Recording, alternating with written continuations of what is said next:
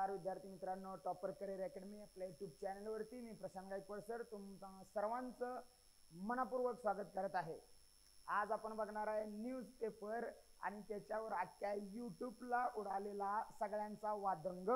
मग आता झाले काय, न्यूजपेपरमध्ये लोकसत्ताला न्यूज आली आहे की पोलीस भरतीसाठी अभियंते, डॉक्टर आणि त्याच्याबरोबर उच्च शिक्षितांचेही अर्ज आलेले आहेत।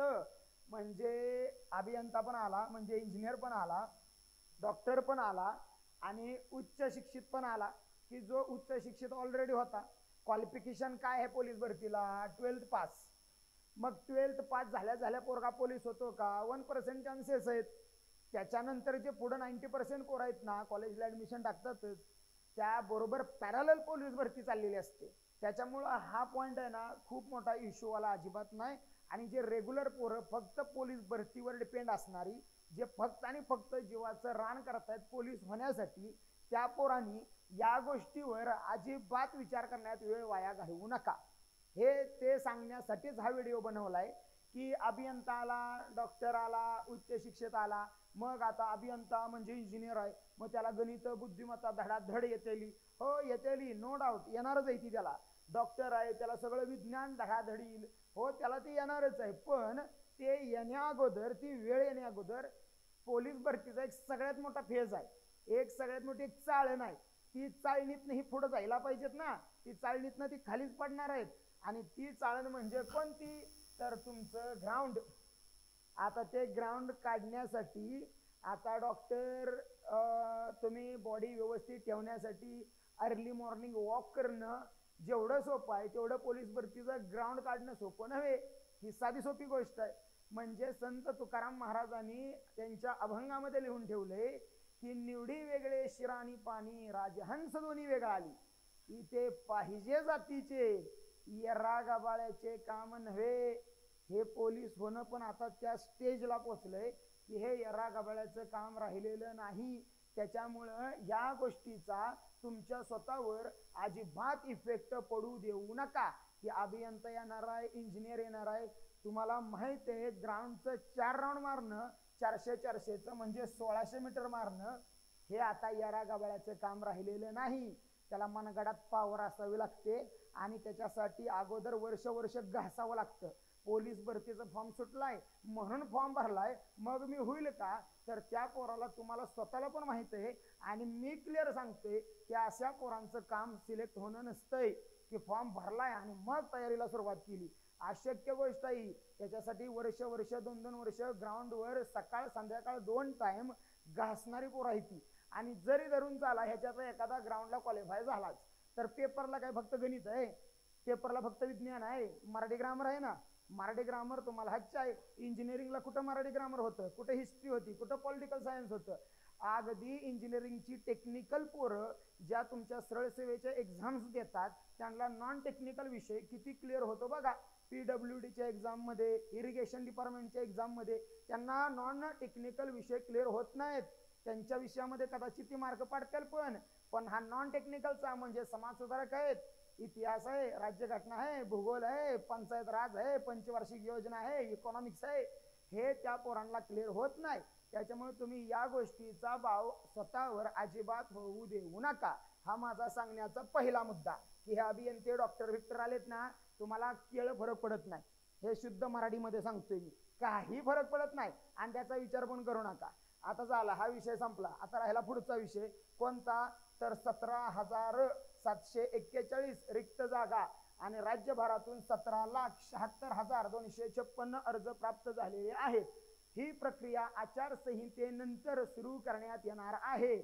आता हा माझा, मला वाटतंय या गोष्टीवरचा 3रा ते 4था व्हिडिओ असेल की नेमकं ग्राउंड कधी होणार आहे। आता मी परत तारीख सांगतोय तुमची, म्हणजे आपल्या निवडणूक आयोगानं आचारसंहिता कधीपर्यंत असली पाहिजे, तर लास्ट इलेक्शनची डेट आहे 20 मे आणि निकाल कधीपर्यंत आहे तर 4 जून। 4 जूनला निकाल आहे, मग 4 जून पर्यंत प्रोसेस सुरू होणार नाही, हे विधिलिखित सत्य। आणि 4 जून नंतर एक मी अगदी अनुभवावरून सांगतोय, क्लिअर सांगतोय की मी काय म्हणतोय, तर मला असं वाटतंय की 15 जून पर्यंत तरी ग्राउंड चालू होणार नाही. हे माझं 3-4 व्हिडिओमध्ये हे सांगणं झालं. आता 15 जून पर्यंत ग्राउंड चालू होणार नाही. म्हणजे इथं जे सांगितलंय ना की मेच्या शेवटला, आज बऱ्यापैकी टेलिग्रामच्या ग्रुपला पण आलं की मेच्या शेवटच्या आठवड्यामध्ये ग्राउंड चालू होण्याची चान्सेस किंवा शक्यता आहे. नाही वाटत.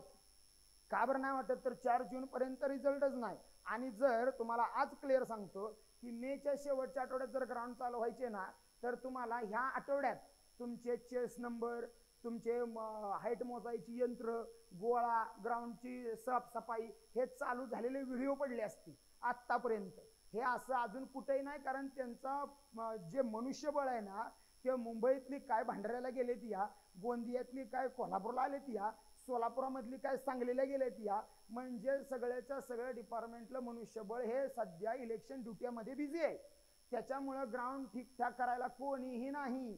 तुमचा चेस नंबरचा अजून पत्ता नाही, तुमच्या हाईट मोजायच्या मेजरमेंटचा पत्ता नाही, तुमच्या गोळ्याचा पत्ता नाही, तुमच्या ग्राउंडचा पत्ता नाही. आणि मग कसे मेच्या शेवटच्या आठवड्यात येईल तारीख तुम्हाला? पॉसिबल नाही. त्याच्यामुळं तिथनं पुढं 4 जूनच्या निकालानंतर ज्यावेळी हा फौजफाटा माघारी येईल, आपापल्या ठिकाणी रुजू होईल, त्याच्यात मग 4-5 दिवस त्यांना सुट्ट्या मिळतील. कारण आता सगळ्यांच्या सुट्ट्या स्टॉप आहेत. आणि मग ते ज्यावेळी फिरून सुट्ट्या 2-4 दिवसाच्या घेऊन माघारी कामावर येतील, त्यावेळी मात्र ग्राउंड चालू व्हायला चान्स आहे. मग पाऊस आलाय का आणि पाऊस जास्त आहे का आणि ह्या गोष्टी मॅटर करणार नाहीत. का बरं नाहीत करणार? तर त्याच्यानंतर पुढे लगेच विधानसभेचं इलेक्शन लागतं आणि त्याची आचारसंहिता आहे. त्याच्यामुळे विधानसभेच्या पूर्वी आणि लोकसभेच्या नंतर 100% तुमची प्रोसेस चालू होणार. आणि ग्राउंड झाल्यानंतर मुंबईला 2-2.5 महिने मिळणार की तुमची एक्झाम यायला. म्हणजे तिथनं पुढे 2 महिने, म्हणजे साधारणतः कालावधी किती राहिला? तर ग्राउंडला आजपासून जरी काउंट केलं तर 1.25 महिना ग्राउंडला तुम्हाला बाकी आहे. आणि तिथनं पुढे 2 महिने तुमच्या पेपरला. त्याच्यामुळं या बाकीच्या कुठल्याही गोष्टीचा तुमच्या अभ्यासावर, तुमच्या ग्राउंडवर अजिबात इफेक्ट पडू देऊ नका. हे माझं शेवटचं तुम्हाला सांगणं. आता ह्याच्या व्यतिरिक्त काय सांगितलं पाहिजे? तर ग्राउंड क्वालिफाय करण्यासाठी इथनं पुढं घेर चेंज करा. आजपर्यंतचा ज्या घेरनं चाललेला तो घेर आता ठेवू नका. कारण मी क्लिअर सांगतोय 1 ते 1.25 महिना राहिला. पहिली गोष्ट तुम्हाला सांगितलं आहे की डाएट नेमका काय फॉलो करायचा आहे. म्हणजे डाएटवर विशेष लक्ष द्या, पाण्याचं प्रमाण बॉडीमध्ये जास्त ठेवा आणि आठवड्यातनं मिनिमम म्हणतोय 2 वेळा 1600चं टायमिंग काढा. कारण एकदा तुमच्या बॉडीला हॅबिट लागली पाहिजे 1600 मीटर स्पीडनं पळायची, आणि आता तर लागलीच पाहिजे. कारण इथनं पुढं डेमो जास्तीत जास्त किती तुम्ही स्वतः सेल्फ करत असाल तर मग बेस्टच आहे. पण तरी सुद्धा सेल्फ करत असला तरी सुद्धा तुम्ही कुठं ना कुठं अकॅडमीत डेमोसाठी जाणारच आहे. मग अकॅडमीचे डेमो आता राहिले किती? तर 15 दिवसाला जर 1 होत असेल तर जास्तीत जास्त 2 नाही तर 3 डेमो मिळतील. मग त्या डेमो मिस करू नका. आठवड्यातनं तुम्ही सेल्फ करत असाल तर 2 टाइम तुमचं टायमिंग काढत जावा आणि स्वतःला आता चेक करा. स्वतः फुल कॉन्फिडन्स मध्ये राहा, वीक राहू नका. ऊर्जा कायम एकदम स्टँड असला पाहिजे. तुम्ही अभ्यास करत असताना पाठीचा मणका ताठ ठेवून असला पाहिजे. ग्राउंडवर ज्यावेळी उतरताय त्यावेळी ॲज अ स्पोर्ट प्लेअर असं तुम्हाला फील आलं पाहिजे. म्हणजे आता हे 1च महिना राहिला, 1 महिन्यात धुळा उडवायचे आणि त्याच्यानंतर लाईफ अख्खं आयुष्य बसून खायचंय, अशा स्टेजनं तुम्ही करताय. त्याच्यामुळे आता जीव तोडून करा. आणि बाकीचा राहिला विषय की डॉक्टर आलेले, अभियंते आलेले, त्याच्यानंतर उच्च म्हणजे पोस्ट ग्रॅज्युएट आलेले, तर मी मगाशी तुम्हाला सांगितलंय मग काय नक्की सीन आहे. हे ग्राउंडला क्वालिफाय करायला एवढं सोपं यंदा होणार नाही. ग्राउंडचं मेरिट 1,00,000% वर चढणारच आहे. त्याच्या मागचं रिझन या जवळजवळ 10 वर्षात पहिलीच ही भरती अशी आहे की ज्या भरतीमध्ये तुम्हाला ऑलरेडी माहिती आहे की तुमचं ग्राउंड कधी येणार आहे. ऑलरेडी तुम्हाला माहिती आहे. फॉर्म भरला त्यावेळी अगदी मार्च, एप्रिल, मे, मार्चमध्ये सुद्धा तुम्हाला माहिती आहे की माझा फॉर्म भरलाय ना तर मे किंवा जूनमध्ये माझं ग्राउंड येणारच आहे. हे तुम्हाला त्यावेळी माहित होतं. आणि जो पोरगा प्रामाणिक आहे, ज्याला माहित आहे माझा बाप कष्ट करतोय, माझी आई रोजंदारी करते आणि माझ्या घरात आता पावसाळ्याचं कुठनं छप्पर गळल हे मला माहित नाही, राहण्याची दुरावस्था होऊन जाती, त्याला माहिती आहे माझी परिस्थिती मला बदलायची. तो पोरगा मार्चपासूनच कामाला लागलाय. मार्चपासूनच त्यानं 2 टाइम ग्राउंडला घासली. या गोळा जात नव्हता त्यानं गोळा आउट ऑफ पण केला. ज्याचं 1600 बसत नव्हतं तो 5:30 मध्ये पळायला लागलाय. ज्याला अभ्यासाला 80 पडायची तो 85-90 कडे निघालाय. मग अशी पोरच सिलेक्ट होणार आहेत. त्याच्यामुळे क्लिअर सांगतो की फॉर्म सुटले आणि मग भरला तर सिलेक्ट होण्याचे चान्सेस खूप कमी असतात. त्याच्यासाठी अगोदर घासावी लागते. तुम्ही स्वतः पण घासताय. या असल्या बकवास गोष्टींचा स्वतःवर अजिबात इम्पॅक्ट होऊ देऊ नका. पॉझिटिव्ह राहा. 100% झोपून द्या. 1,00,000% तुम्ही सिलेक्ट होणारच आहे, हे विधिलिखित सत्य. पण हे सत्य तुम्ही जसा लॉ ऑफ अट्रॅक्शनचा रूल सांगतो की तुम्ही स्वतःला त्या वर्दीमध्ये पाहिलं पाहिजे. अगोदर तुम्ही डोळे बंद करून स्वतःला अनुभवलं पाहिजे की मी त्या वर्दीमध्ये आहे, माझा निकाल लागलाय, मी सिलेक्ट झालोय, सगळी माझी मित्रमंडळी गुलालातनं मला न्हावून काढतायत. हे जोपर्यंत तुम्हाला आठवत नाही तोपर्यंत तुम्ही डू ऑर डाय वाली कंडिशन तयार करणार नाही. आणि जोपर्यंत डू ऑर डाय वाली कंडिशन होत नाही तोपर्यंत तुम्ही सिलेक्शनच्या पासून खूप जास्त लांब आहात. एक अट्रॅक्शनचा लॉ आहे, ज्याचा विचार सगळ्यात जास्त करता आणि ज्याच्यासाठी जास्त कृती करता ती गोष्ट तुम्हाला ऑटोमॅटिक मिळतेच. त्या गोष्टीसाठी रिॲक्ट व्हा, त्या गोष्टीसाठी कृती करा. आत्ताच्या स्ट्रगलिंग टाइमची एन्जॉय करा. का बर तर ज्यावेळी सिलेक्ट व्हाल ना त्यावेळी तुम्हाला असं वाटेल की सिलेक्ट झालो ह्या गोष्टीचा आनंद आहे, पण त्याच्याही पेक्षा जास्त आनंद आहे की प्रामाणिकपणे स्ट्रगल केलं. खूप मजा आली. ग्राउंडला पूर्ण 1600 मीटरला फाटायची तरी सुद्धा पळायची. पूर्ण माझा मित्र पुढे असायचा, रेस लागायची, असली मजा यायची ना, अंगाची चैतन्य व्हायची. गोळा टाकताना पैजे लागायच्या. वडापाववर असू द्या, चायनीजवर असू द्या, 100 रुपयावर असू द्या, पैजे लागायच्या की तुझा गोळा पुढं का माझा गोळा पुढं. लय मजा केली. म्हणजे हे टाइम तुम्हाला हा स्ट्रगलिंगचा सिलेक्ट झाल्यावर आठवेल ना त्यावेळी तुम्हाला आनंद झाला पाहिजे की यार मी त्या टाइमला घासली, आज देवानं खरंच माझं ऐकलं आणि माझ्यावर सुखी क्षण, सुखी माझं आईबाप एकदम खुश असा क्षण माझ्या लाईफमध्ये आलेला आहे. आणि तो येणार आहे, तो तुम्हीच आणणार आहे.